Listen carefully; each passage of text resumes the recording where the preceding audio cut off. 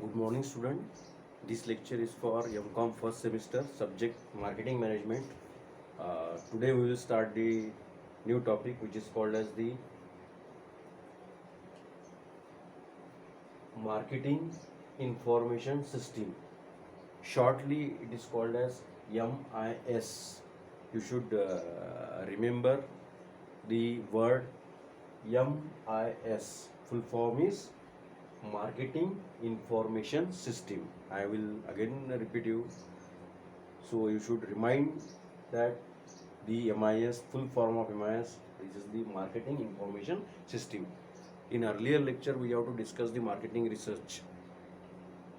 जो marketing research जितना important है, अब कितना इम्पोर्टेंट है ये लास्ट लेक्चर में हमने डिस्कस किया कि without marketing research we can not sell our product. कोई भी कंपनी अगर बिना मार्केटिंग रिसर्च के अगर कोई प्रोडक्ट सोल्ड करना चाहती है या मार्केट में उतरना चाहती है तो इट इज़ इम्पॉसिबल, उनको पॉसिबल ही नहीं होगा अपना प्रोडक्ट सोल्ड करना. तो उसी प्रकार से उतना ही इम्पोर्टेंट जो है वो ये है marketing information system which is called as MIS. तो ये एक मार्केटिंग रिसर्च को एक सपोर्टिंग जो है सपोर्टिंग फैक्टर है. MIS marketing information system marketing research को एक सपोर्टिंग फैक्टर है marketing information system. Each and every department has a MIS system which is called as the marketing information system. जैसे जो है मार्केटिंग रिसर्च रहता है उसी प्रकार से जो है हर एक जो ऑर्गेनाइजेशन है उसमें MIS रहता है. और MIS का काम क्या है? What is MIS? So MIS is a computerized system that is design to provide an organized flow of information and support the marketing activities. यानी MIS is nothing. MIS क्या करता है? Collect the lot of information regarding the customer. अब information कौन सी collect करेंगे कि customer की likes क्या है, कस्टमर की डिसलाइक्स क्या है, कस्टमर का इनकम क्या है, कस्टमर का एज ग्रुप क्या है, कस्टमर का जोग्राफिकल लोकेशंस क्या है.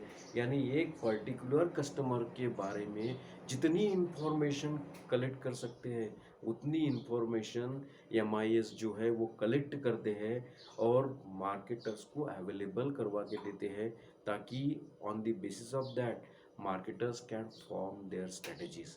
ध्यान में आया व्हाट इज MIS? क्या है MIS? क्लियरली है, MIS is a computerize system.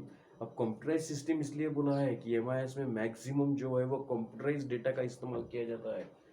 That is design to provide an organize flow of information and support the marketing activities. और ये सब किसको सपोर्ट करते हैं? ये सब मार्केटिंग एक्टिविटीज को सपोर्ट करते हैं. अब आज के डेट में तो बहुत आसान हो गया, पहले बहुत डिफिकल्ट था, लेकिन आज के डेट में MIS सिस्टम को फॉलो करना जो है वो आसान हो गया क्योंकि हमको जो है बहुत सारा डेटा जो है वो कंप्यूटराइज डाटा मिलता है कस्टमर का. यानी हमने आधार कार्ड में इंफॉर्मेशन भरी है, हमने ईमेल में जब अपना अकाउंट ओपन किया है तो उसमें अपनी इंफॉर्मेशन है. इंफॉर्मेशन सभी इंफॉर्मेशन अपनी है कि अपना एज ग्रुप क्या है, अपना एजुकेशन क्या है, अपनी डेट ऑफ बर्थ क्या है, डेट ऑफ बर्थ से एज का अंदाजा आ जाता है.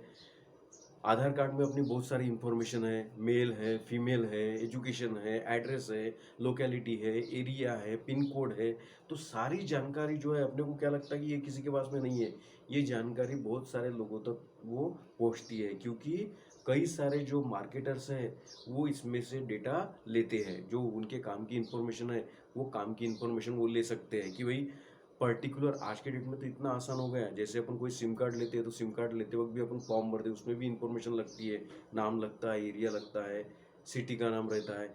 तो मार्केटर्स के लिए इतना आसान हो गया कि पर्टिकुलर सिटी की इंफॉर्मेशन, जैसे वर्धा की इंफॉर्मेशन निकालना है कि वर्धा में पर्टिकुलर एज ग्रुप के ये जो है इसकी अगर इंफॉर्मेशन चाहिए, इनका अगर डेटा चाहिए, इनके मोबाइल नंबर चाहिए तो आसानी से मिल सकते हैं. मैंने मार्केटर्स कई बार जो है हमको SMS आते हैं, अगर आपने आज ही मोबाइल लिया, आज ही नया सिम कार्ड लिया, 4-5 ही दिन हुए, आपने किसी को नंबर बताया भी नहीं, फिर भी आपको कॉल्स आते हैं, मार्केटर्स के कॉल आते हैं, कोई लोन रिगार्डिंग कॉल आते हैं, कोई डेबिट कार्ड या क्रेडिट कार्ड रिगार्डिंग कॉल आते हैं. तो ऐसे कई सारे कॉल आते हैं, आपने तो किसी को नंबर दिया नहीं, फिर ये नंबर कैसे गया है? तो ये नंबर जो है वो वहाँ से अवेलेबल होते हैं, जो अपन फॉर्म भरते हैं वो फॉर्म से अवेलेबल होते हैं। हर कंपनी के पास में एमआईएस डिपार्टमेंट होता है। एमआईएस डिपार्टमेंट का काम ये है कि कस्टमर के बारे में इंफॉर्मेशन कलेक्ट करना, और जो मार्केटिंग डिपार्टमेंट है उनको अवेलेबल करवा के देना। सिर्फ इंफॉर्मेशन रखना, सिर्फ नंबर रखना इतना ही नहीं है। कस्टमर की नीड्स क्या है, कस्टमर की रिक्वायरमेंट क्या है, कस्टमर की फैशन क्या है, कस्टमर का बिहेवियर क्या है, कस्टमर की एज क्या है, कस्टमर का जोग्राफिकल लोकेशन क्या है, कस्टमर की पेइंग कैपेसिटी क्या है। तो ऐसे कई सारे जो इंफॉर्मेशन है एमआईएस जो है एमआईएस थ्रू कंपनी अपने पास रखती है, और उसमें कि जिस प्रकार से इंफॉर्मेशन मार्केटिंग डिपार्टमेंट को चाहिए मार्केटिंग डिपार्टमेंट को देती है, और marketing department on the basis of that information marketing department can frame there policies and strategies. वो इंफॉर्मेशन के बदौलत जो है वो मार्केटिंग डिपार्टमेंट ये तय करता है कि कौन से एरिया में उनके एक्सपेक्टेड कस्टमर बन सकते हैं, या कौन से एरिया में उनके कस्टमर ज़्यादा है, कौन से एरिया में कम है, कौन से एरिया में बढ़ाना है, उनका प्रोडक्ट कहाँ ज़्यादा बेचा जाएगा। इसकी पूरी जो है वो गाइडलाइन मार्केटिंग डिपार्टमेंट के पास रहती है, क्योंकि एमआईएस द्वारा उनके पास कंटिन्यूअसली जो है वो डेटा आते रहता है। तो अब ये एमआईएस क्या है इसका ये आपके ध्यान में आ गया होगा, और एमआईएस का काम क्या है ये भी आपके ध्यान में आ गया होगा।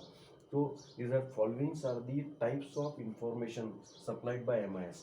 अब MIS किस प्रकार की इंफॉर्मेशन जो है वो सप्लाइड करता है मार्केटिंग को, मार्केटिंग डिपार्टमेंट को, वो भी देख लेते हैं। पहला जो है रिकरेंट इंफॉर्मेशन। अब रिकरेंट इंफॉर्मेशन मीन्स क्या है? Recurrent information means such as the customer expectation and needs. Customer की एक्सपेक्टेशंस क्या है, यानी कई बार जो है एक प्रोडक्ट जो है उसके बारे में हम ऐसा सोचते हैं कि काश ये प्रोडक्ट ऐसा होता मीन्स हमारे एक्सपेक्टेशन है कि ये प्रोडक्ट में ये मॉडिफिकेशन चाहिए। तो कस्टमर की एक्सपेक्टेशन है। अब कस्टमर की एक्सपेक्टेशंस क्या है ये इसकी इंफॉर्मेशन देना। उसके साथ साथ नीड्स, कस्टमर की नीड्स और रिक्वायरमेंट्स क्या है। आजकल जो प्रैक्टिसेज चलती है वो सभी प्रैक्टिसेज जो है वो as per the customer requirement चलती है।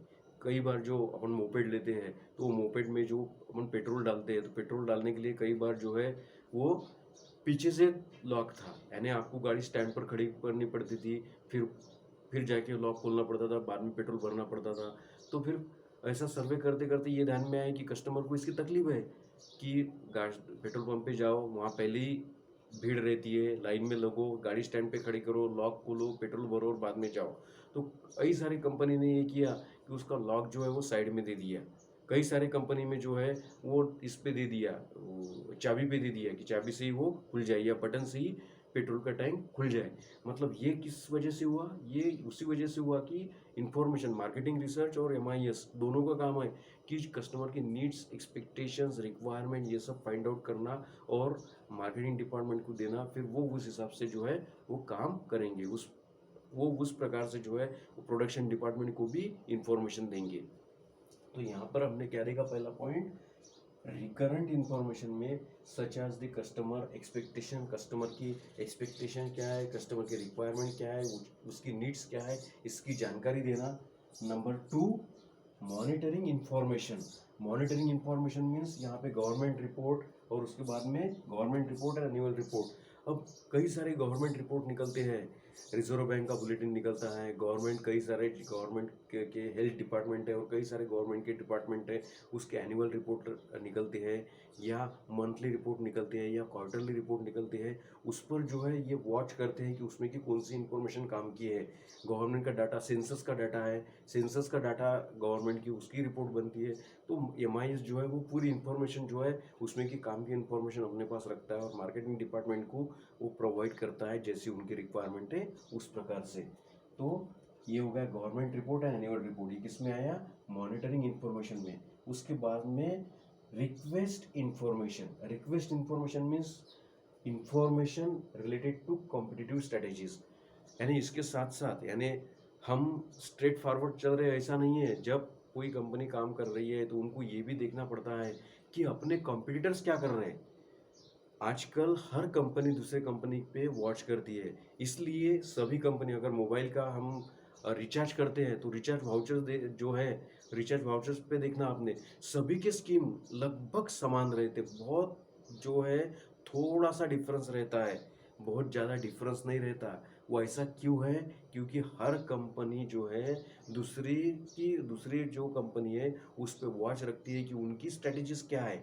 उन्होंने जैसे स्ट्रैटेजी चेंज की फट कर से दूसरी कंपनी स्ट्रेटेजी चेंज कर देती है।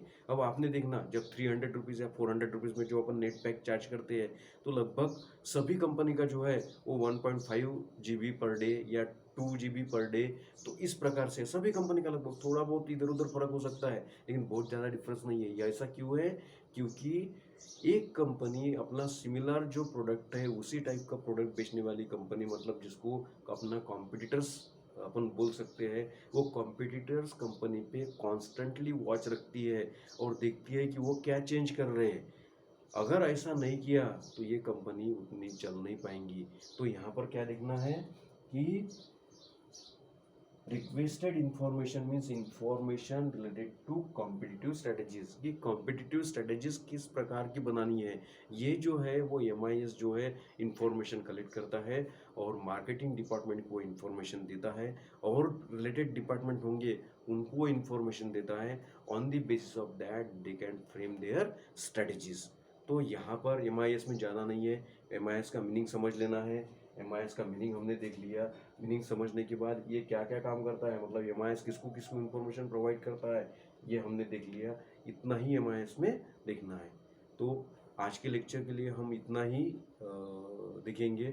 आपको जो है ये पर्टिकुलर जो है एमआईएस का जो डेफिनेशन है वो अच्छे से पढ़ लेना है, उसको अंडरस्टूड कर लेना है। जो भी डिस्क्रिप्शन पीडीएफ फॉर्म में इसका मिला है उसको अच्छे से पढ़ लेना है। बाकी नेक्स्ट लेक्चर में कंटिन्यू करेंगे। Thank you.